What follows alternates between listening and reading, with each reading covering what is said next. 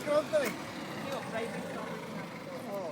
Kaya hindi niyo po pwede. Lumagay kayo sa ayos, kahit private property nyo yan. Ala kayo sa lugar. Ang maliit lang. Ha? Teka, dito ka ba?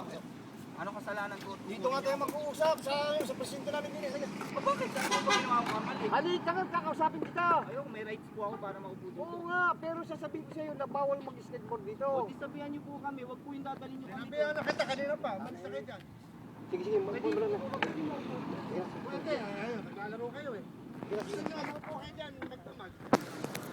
Walang makikialam sa inyo, pero hindi ito playground. Kami. Alam nyo ba ibig sabihin ng playground? Nga. Sige na, sige na, sige na. Nalalang kita. Sige na, sige na. Sige na, sige na. Yun na kayo. Para kayo, sumasikot to eh. Pwede pagsabi yan kayo, bawal maglaro dito, ayaw nyo magselis. Tama na rin, sige na. Tama na, sige. Private po, hindi po Playground lang, di mo alam. O, pag niya. Park po ito, park. O park, hindi nga playground, park. Ikaw na rin may sabi.